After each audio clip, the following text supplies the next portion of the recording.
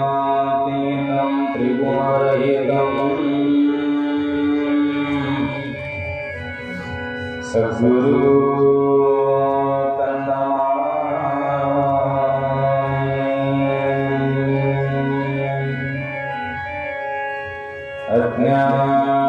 अज्ञानतिमिरान्धस्य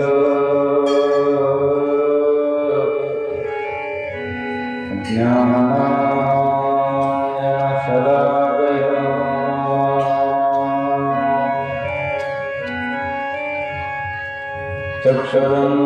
चक्षुरुन्मिलितं येन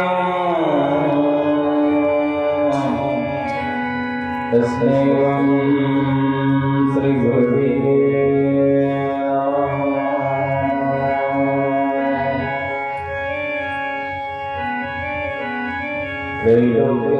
त्रैलोक्यसंसाराख्यो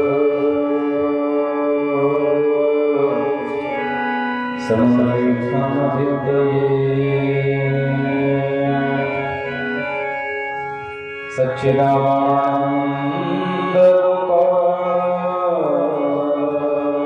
सच्चिदानन्दरूपाय शिवाय ब्रह्मणे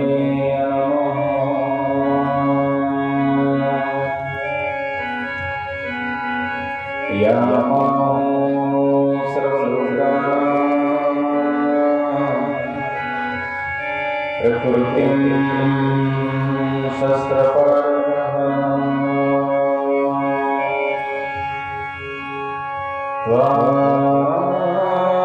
धर्मचारिणी शंसो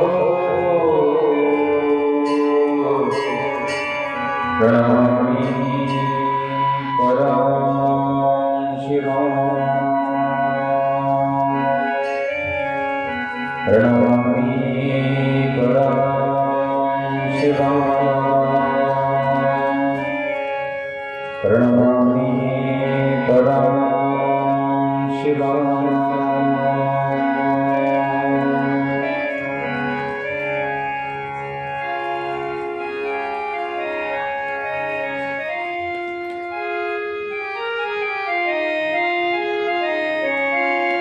सांब सदा शिव सांब सदा शिव सदा शिव सांब सदा शिव सांब सदा शिव सांब सदा शिव सांब सदा शिव सांब सदा शिव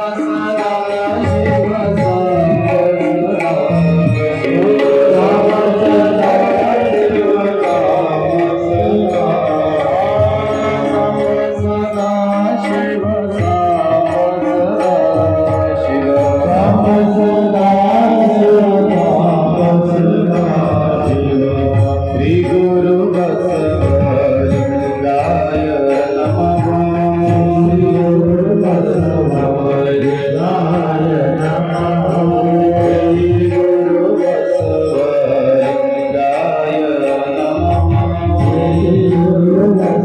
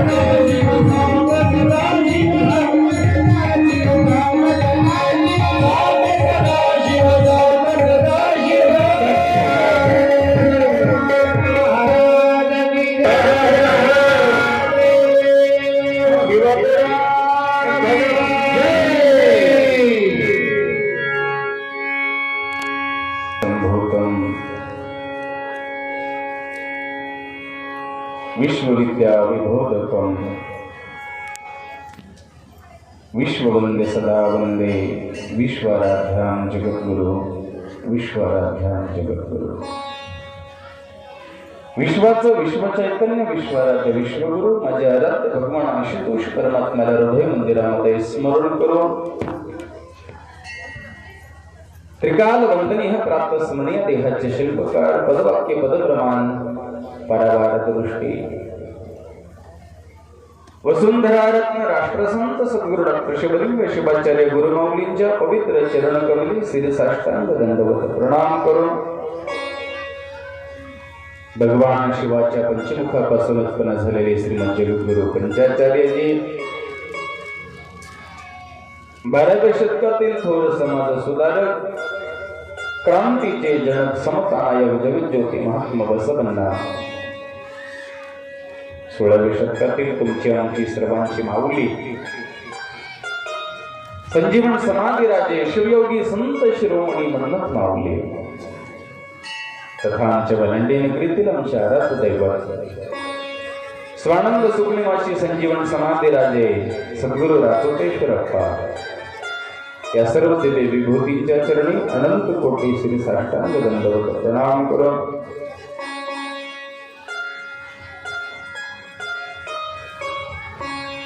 मागील 36 वर्षापासून अखंडितपणे अविरतपणे निरंतरपणे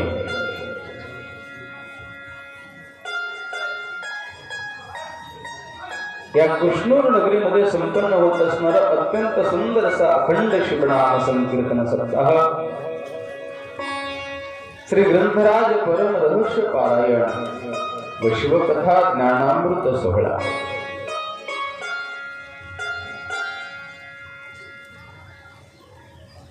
छत्तीस वर्षाच्या कार्यकाळ तुम्ही भगवान सदाशिवाची सेवा करत आहात.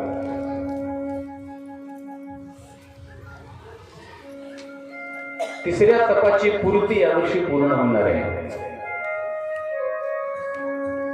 आयोजक मंडळ आणि त्याचे औचित्य साधून तुम्ही या महाशिवरात्रीच्या प्रभा काळातील निमित्त साधून भगवान शिवप्रभूची अत्यंत सुंदर अशी शिवकथा आपली पावन नगरी कृष्णूर या ग्रामामध्ये समस्त संयोजकांच्या माध्यमातून व समस्त ग्रामस्थांच्या माध्यमातून या ठिकाणी आयोजित करण्यात आली. आज कथेचा 4था दिवस आहे. 3 दिवस झाला पण भगवंताची कथा श्रवण करतोय. ज्या भगवंताची आम्ही कथा श्रवण करतोय ना, त्या भगवंताचं नावच महादेव आहे. सब देवों का बाबा, सगळ्या देवांचा देव, देवादिदेव महादेव.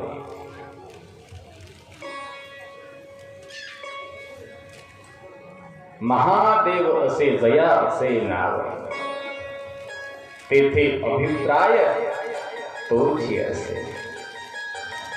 महा या शब्दाचा अर्थ सर्वात मोठा, सर्वात पुरातन, सर्वांचा आदी, सर्वांचा पितामह, सर्वांचा मूळ, सर्वांचा निर्माता.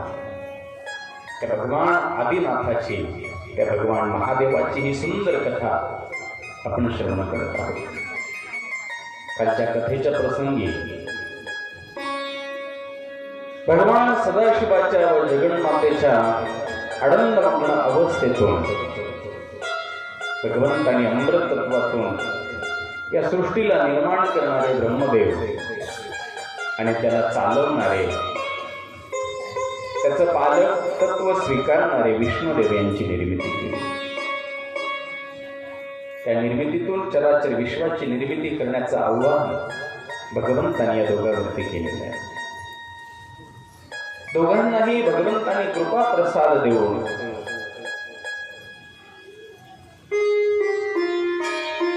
प्रत्येकाचं कार्य ज्याचं त्याला सोपवलेलं आहे. दोघांनाही आनंद झाला आणि दोघांनीही भगवंताची षोडशोपचारी पूजा केली. अत्यंत सुंदर पूजा, ती जगातील पहिली पूजा, तो जगातील पहिला व्रत, ती जगातील पहिली संकल्पना व्रताची, उपवासाची, पूजेची, भजनाची, संकीर्तनाची. आणि तो पर्व म्हणजे महाशिवरात्री. महाशिवरात्रीच्या पर्व काळामध्ये जोही भक्त भगवान सदाशिवाच्या शिवपिंडीला जलाभिषेक करतो, भगवंत त्याच्या जीवनामध्ये सदैव सुख प्रदान करतात.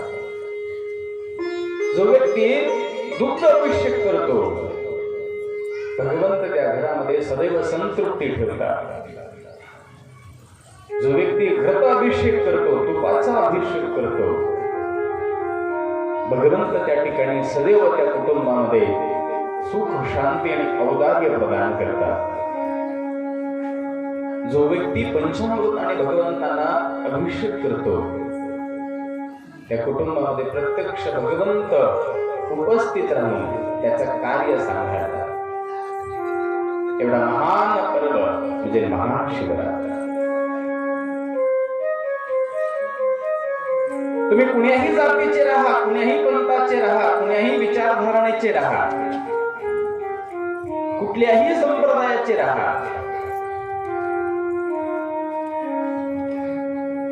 पण महाशिवरात्रीच्या पर्व काळामध्ये प्रत्येक व्यक्तीने, प्रत्येक सद्भक्ताने अंतःकरणामध्ये भगवान सदाशिवाची भक्ती धारण करून तो शिवालयामध्ये येणं गरजेचं आहे. भगवंताच्या त्या स्वरूपाला डोळ्यामध्ये सामावणं गरजेचं आहे आणि आपली भक्ती भगवंतापुढे विनम्र भावनेने सादर करण्यासाठी तो तिथं उपस्थित राहणं गरजेचं आहे. ज्या दिवशी ब्रह्मदेवाला ब्रह्मत्व प्राप्त झालं, विष्णूजींना पालनत्व, देवत्व प्राप्त झालं, तो दिवस म्हणजे महाशिवरात्र आहे. म्हणून आपण काल इथपर्यंतचा विषय कालच्या कथेमध्ये पाहिला. भगवंताची पूजा, प्रार्थना, अर्चना या बराचसा भाग थोडासा शिल्लक होता. पूजेच्या काही थोड्याफार विधी असतात, त्या थोडक्यात मी तुमच्या समोर ठेवतो. पूजा करायची ना, पूजेमध्ये सगळ्यात महत्वाचं जर काय असेल तर ते भक्ताच्या अंतःकरणातली भक्ती सगळ्यात महत्वाची जर काय असेल. ज्याच्याकडे भाव नाही, ज्याच्याकडे भक्ती नाही, ज्याच्याकडे श्रद्धा नाही, ज्याच्याकडे सेवा नाही, ज्याच्याकडे दातृत्व नाहीये, ज्याच्याकडे समर्पण नाहीये, ज्याच्याकडे विनम्रता नाहीये, भगवंत त्याची पूजा स्वीकार करत नाही ना. मनामध्ये अंतःकरणामध्ये भक्तीच नसेल तर ते भगवंत तुम्ही काही जरी आणलो तर ते स्वीकार करत नाही. भगवंताला फक्त भक्त प्रिय आहे आणि भक्ताची भक्ती प्रिय आहे. भवा भक्ती प्रिय तुझे प्रिय नाही, कुलगोत्र काही नलगे त्याते. म्हणजे भगवान सदाशिवाला तू कुण्या जातीचा आहेस, कुण्या वर्णाचा आहेस, कुण्या पंथाचा आहेस, कुण्या आचाराचा आहेस, कुण्या विचाराचा आहेस, कुण्या संस्काराचा आहेस, कुण्या संस्कृतीचा आहेस, तुझी माय कोण, तुझा बाप कोण, तुझं कुळ काय, तुझं वंश काय, तुझी परंपरा काय आहे हे महत्वाचं नाहीये. कारण की या व्यवस्था आम्ही निर्माण केल्या, देवानं नाही. हे जे सिस्टम तयार झालं ना, मी ब्राह्मणाचा आहे, मी वाण्याचा आहे, मी जन्माचा आहे, मी तेली आहे, मी माळी आहे, मी फुलारी आहे ना, मी वंजारी आहे ना. जे काही एवढ्या जाती झाल्या का नाही ना, जेवढ्या जाती असतील या सगळ्या जाती भेदबुद्धी मनुष्याने निर्माण केलेली आहे. भेदबुद्धी मनुष्याने या करण्याच्या मागे त्याचा एक हेतू होता. तो हेतू जोपर्यंत संघटन विखुरलं जात नाही तोपर्यंत आपलं साम्राज्य थांबू शकत नाही.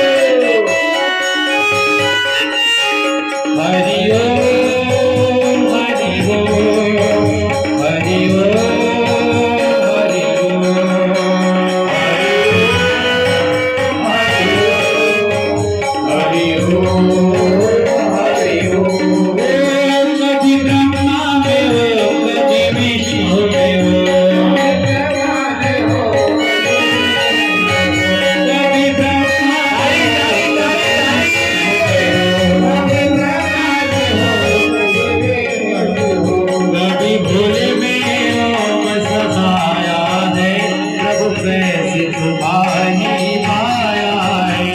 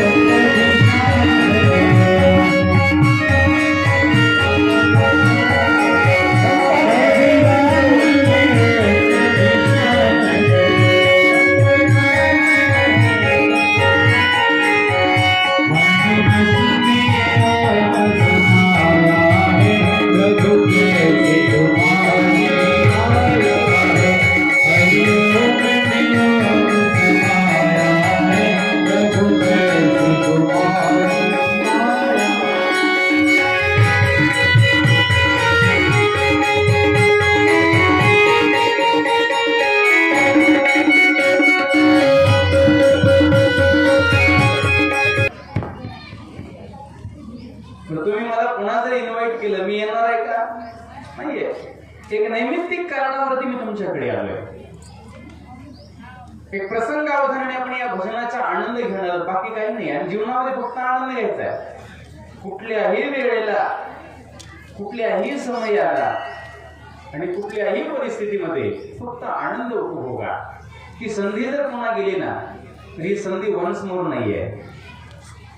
सगळ्या संध्या वन्स मोर आहेत.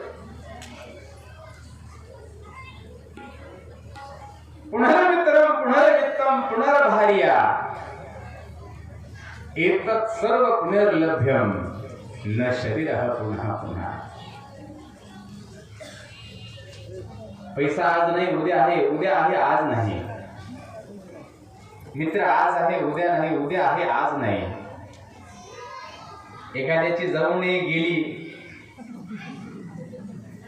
जाणार नाही, सगळ्या मलाही माहितीये. पण इकडे खुशुल सगळे. एक मिळणं अवघड झाले, कशाला खुशुल. पण सुभाषित करण्याच्या सगळ्या गोष्टी मनामना मिळतात. पण एकदा एक आयुष्य गेलं, एकदा वेळ गेली, पुन्हा येणार आहे. आनंद आता घ्या. आता जरी आज कोणाला नाही जमलं ना, उद्याही आपण 5-10 मिनिट संकीर्तन करू. उद्या थोडं वेगळ्या पद्धतीने करू, कारण की 2-3च राऊंड होऊ लागले, बाकी सगळे तसेच थांबायला लागले. उद्या लाईनीत आपण पद्धतीनं लाईन पद्धत करू. लाईन पद्धत सगळ्यांना पाऊल खेळता येईल, सगळ्यांनी आनंद घ्यावा. दररोज जो माणूस 1000 टाळी वाजवतो त्याला स्किन प्रॉब्लेम नाही, त्याचं पाचन तंत्र बिघडत नाही, त्याला बद्धकोष्ठता नाहीये, त्याला त्वचा रोग नाहीये, त्याला कधीही ब्लॉकेज नाहीये, त्याला कधी हार्ट अटॅक नाहीये. अहो, योगा प्रणायामध्ये काय शिकवलं जातं हे शिकवलं जातं ना. मी इथं बसून माझा फक्त असं आमचं वारे गेले, मी राहते वाजवू का नको. मन मोकळ्या पद्धतीने भजनाचा आनंद घ्या. असो ब्रह्मदेवाने चराचर विश्वासाठी कामदेवरतीचा विवाह केला. दोघेही स्वस्थाने निघून गेले. सगळे संकल्पित सगळे पुत्रही निघून गेले. ब्रह्मदेव आणि संध्या हे दोघेच तिथे. ब्रह्मदेव ही आपल्या आसनावरती विराजमान झाले. संध्या तिथेच उभी होती. संध्या संकल्प करते, बाबा तुम्ही मला निर्माण केला, तुम्ही मला जन्म दिला, तुमच्या संकल्पातून माझा जन्म झाला, तुम्ही एवढं सुंदर मला शरीर दिला, पण या शरीरामुळे माझ्याच भावबंधामध्ये विकृती निर्माण झाली, म्हणून या शरीराला मी अग्नी समर्पित करणार आहे, मी अग्नी प्रवेश करणार आहे, या देहाला मी इथं संपवणार आहे. ब्रह्मदेव म्हणतात, मुले असं योग्य नाहीये, झालं ते झालं, विसरून जा, जीवन नव्यानं उभं कर. पण संध्या मात्र संकल्प करते, नाही बाबा, ज्या शरीराने माझ्या आप्तांचा घात केला असेल ते शरीर मी ठेवू शकत नाही आणि मी तपश्चर्या करणार आहे. पण हा देह संकल्पित करून अग्निप्रवेश करण्याच्या अगोदर माझा एक संकल्प असेल की इथून पुढे या सृष्टीमध्ये जेवढे जीव जन्माला येतील ती तरुण अवस्थेमध्ये येणार नाहीत.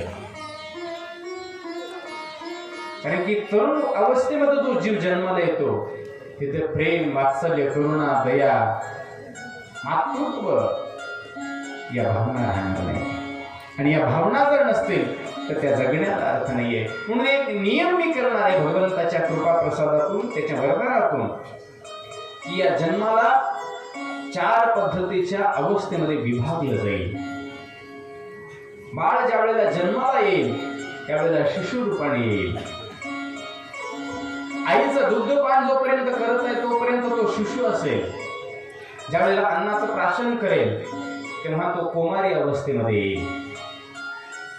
9 ते 10 वर्षाचा कार्यकाळ त्याचा कुमारी अवस्थेचा असेल आणि 11-12 वर्षाच्या नंतर त्याच्या तारुण्याची सुरुवात होईल. आणि या तिसऱ्या चरणामध्ये, या तिसऱ्या अवस्थेमध्ये ज्यावेळेला एखादी प्राणी म्हणजे व्यक्ती जाईल, जीव जाईल, ती स्त्री किंवा पुरुष, त्यावेळेला त्याच्यामध्ये कामाची निर्मिती होईल. आणि मग तो आपल्या प्रपंचाला करण्यासाठी, साधण्यासाठी कार्य करेल. आणि मग शेवटचं जे त्याचा आश्रम असेल किंवा शेवटचं जे जीवन असेल ते वार्धक्य असेल. या चतुर्थ पद्धतीच्या धर्म आश्रमामध्ये शरीराच्या या नियमांमध्ये याला विभागलं गेलं. सती संध्या निघालेली आहे, देवी सती संध्या निघाली तपश्चर्येसाठी.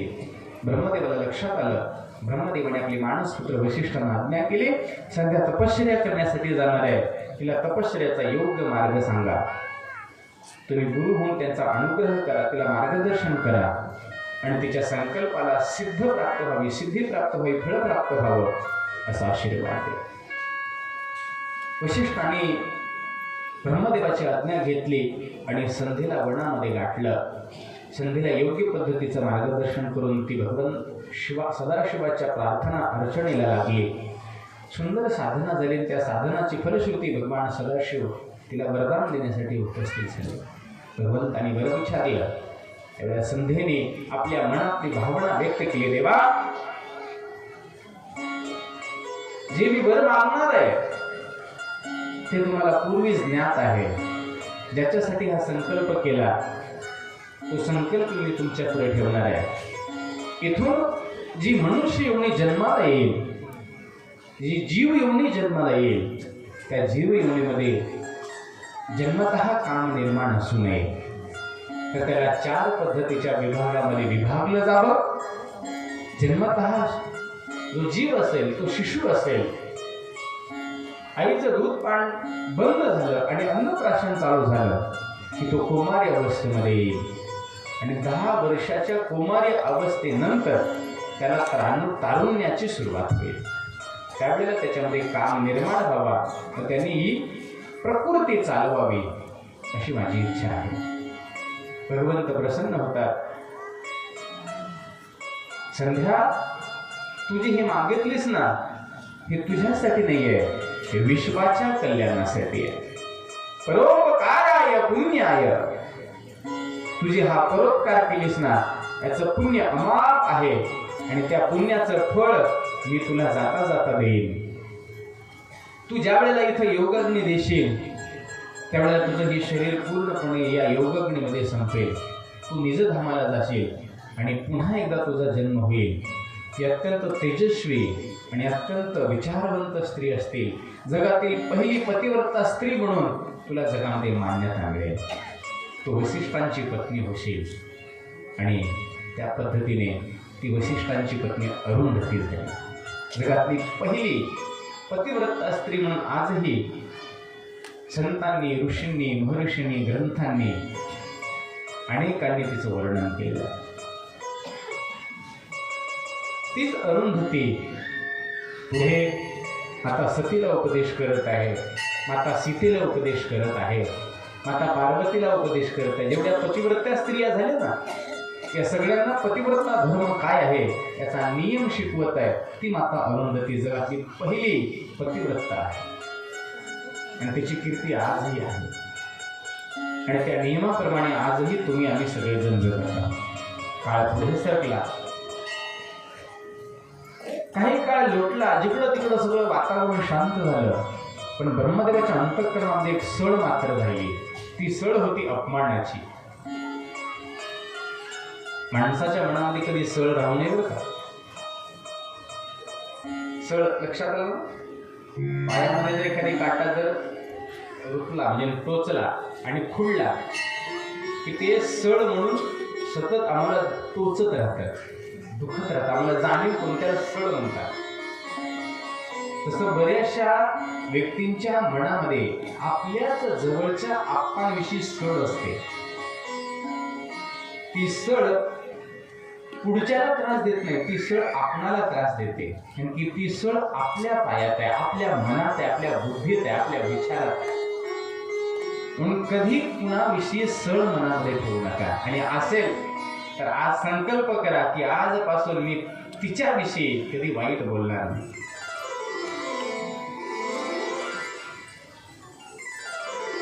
मी तिला कधीही एकाही शब्दाने दुखवणार नाही. संकल्प करा. मी आज इथून हा प्रसाद घेऊन जाईन की आजपासून मी माझ्या जवळच्या किंवा दूरच्या कुठल्याही व्यक्तीला कधीही दुःख देणार, ते शारीरिक असेल किंवा मानसिक असेल. मी शरीरानेही कुणाचं वाईट करणार नाही आणि मनानेही कुणाचं अहित चिंतणार नाही. असा शुद्ध संकल्प आज इथं झाला पाहिजे. तर या कथेचं सार आहे. तर आम्ही 8 दिवस कथा करून उपयोग काय? परिवर्तन आवश्यक आहे आणि हे परिवर्तन होईल याची अपेक्षा आहे. ब्रह्मदेवाच्या अंतःकरणामध्ये सळ होती. कामदेवामुळे माझी फजिती झाली आणि भगवंताने येऊन माझी फजिती केली. प्रसंग तसा मोठा आहे. चराचर विश्वासाठी भगवंताने प्रत्येक पुरुषाला स्त्रीची आवश्यकता आहे. आणि जोपर्यंत एखादी स्त्री पुरुषाच्या जीवनामध्ये नाहीये तोपर्यंत त्याला चतुर्विध पुरुषार्थी साध्य करता येणार नाहीये. ब्रह्मदेवाचं हे लग्न झालेलं आहे, विष्णुदेवांचं लग्न झालेलं आहे, पण सदाशिवाचं, रुद्राचं लग्न आणखीन व्हायचं आहे. अंतःकरणामध्ये सळ होती, माझी फजिती झाली आहे. रुद्रदेव स्वतःला विरक्त मानतात, विरागी मानतात, त्यागी मानतात, एकांत योगी मानतात. मी एक दिवस असा प्रसंग आणेन की भगवान रुद्र सुद्धा एका स्त्रीसाठी मोहित होते आणि ते प्रयत्न ते चालू करतात. सळ आहे फक्त, बाकी काही नाही आहे. ते वेगवेगळ्या आयोजन आणि नियोजनामध्ये गुंततात. सगळ्या गोष्टी त्याने अवलंबन केल्या पण कुठलीही गोष्ट साध्य झाली नाही. शेवटी मनातला भाव विष्णुदेवांपुढे प्रकट करतात. विष्णुदेव, माझ्या मनामध्ये एक प्रश्न आहे, त्या प्रश्नाचं उत्तर मला आजपर्यंत मिळालं नाही. मी बऱ्याच वेळेला त्याला शोधण्याचा प्रयत्न केला, त्या शांत करण्याचा प्रयत्न केला, पण ते उत्तरही मिळालं नाही आणि मन शांतही झालं नाही. करू काय? विष्णुदेव म्हणतात, बोला काय? काही नाही, रुद्राचं लग्न करावं, महादेवाचं लग्न व्हावं अशी माझी इच्छा आहे. विष्णुदेव खतखून हसतात. ब्रह्मदेव, काय वेळ बीड लागली की काय तुम्हाला? तुम्ही कोणाविषयी बोलताय? रुद्राशी? आणि तो अग्नी आहे आणि त्याचं लग्न शक्य नाही. तुमच्या मनामध्ये असणारी जी सळ आहे ना तेवढी काढून टाका. हे सगळं जिथल्या तिथं थांबतं. तेवढं बदल करणं आपणाला शक्य नाहीये आणि ते होणंही शक्य नाहीये. मी तर करू शकत नाही. त्यावेळेला ब्रह्मदेव म्हणतात, देवा तुम्ही एक गोष्ट विसरला. ज्या वेळेला भगवान सदाशिवाच्या अमृत तत्वातून आपल्या तिघांची निर्मिती झाली ना, ज्या दिवशी शिवरात्री दिवशी आपण भगवंताची मानस पूजा केली, त्याच दिवशी भगवंताने आपल्याला आशीर्वाद दिला होता की या चराचर विश्वाच्या कल्याणासाठी तुम्हा तिघांनाही विवाहबद्ध व्हावं लागेल. तुम्ही सतीपती मिळून दोघांनीही उत्तम संसार करून जगाला दाखवायचा आणि त्याचा आदर्श सामान्य लोकांनी घ्यायचा. त्या पद्धतीने त्या भगवंताने दिलेल्या शब्दाप्रमाणे माझं लग्न वाग्देवीशी झालं, म्हणजे सरस्वतीशी झालं. समुद्र मंथनामध्ये निघालेली जी लक्ष्मी होती ती तुम्ही आपलीशी केली, पण रुद्र मात्र आणखीन एकटेच आहेत. त्यांचं लग्न होणं गरजेचं आहे. मी माझ्या स्वार्थासाठी म्हणत नाही, जगाच्या कल्याणासाठी म्हणतोय. मग विष्णुदाव मात्र हो बरोबर आहे, तुम्ही म्हणता ते अगदी सत्य आहे, लग्न होणं गरजेचं आहे. पण लग्नाची जी चर्चा आहे ती करणार कोण मोठा प्रश्न आहे. मोठा प्रश्न आहे. काय करा काही नाही म्हणे, आपण दोघांनी मिळून सगळ्या देवतांना घेऊन भगवान